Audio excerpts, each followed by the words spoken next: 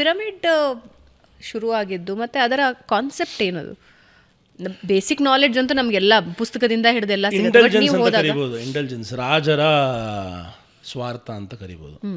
ರಾಜರು ಅಥವಾ ದುಡ್ಡಿರೋರು ಮುಂಚೆಯಿಂದ ಇವತ್ತಿಂದಲ್ಲ, ಇದು ತಮಗೋಸ್ಕರ ತಾವು ಸತ್ತ ಮೇಲೂ ಕೂಡ, ಈಗ ನೀವು ಯುರೋಪಲ್ಲಿ ಹೋದರೆ, ಬೇರೆ ಬೇರೆ ಕಡೆ ಹೋದರೆ, ಈಗ ಡೆನ್ಮಾರ್ಕಲ್ಲಿ ಕೂಡ ಅಷ್ಟೇ, ಡೆನ್ಮಾರ್ಕ್ ರಾಜರು ದೊಡ್ಡ ದೊಡ್ಡ ಅರಮನೆಗಳು ಕಟ್ಸ್ಕೊಂಡಿದ್ದಾರೆ ತಮ್ಮ ಸಮಾಧಿಗಳಿಗೋಸ್ಕರ. ಎಲ್ಲ ಮಾರ್ಬಲ್ ಫಿನಿಶಿಂಗು, ಚಿನ್ನದ ಪ್ಲೇಟಿಂಗು, ನೀವು ಎಲ್ಲಿ ನೋಡಿಬೇಕಾರೆ. ಮಮ್ಮೀಸು ಅಷ್ಟೇ, ಅದನ್ನು ಮಾಡಿದ್ದು ಅಷ್ಟೇ, ಅವ್ರನ್ನ ಹೂತಾಕೋ ಜಾಗ ಅದು.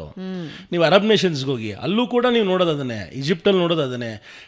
ನೀವು ಎಲ್ಲೇ ಹೋಗಿ, ದುಡ್ಡಿದ್ದವರು ಜನಗಳು ಒಳ್ಳೇದು ಮಾಡಲಿಲ್ಲ, ರಾಜರು ಮಹಾರಾಜರು ಸರ್ವೇ ಸಾಮಾನ್ಯ ಮನುಷ್ಯನಿಗೇನೂ ಮಾಡಲಿಲ್ಲ.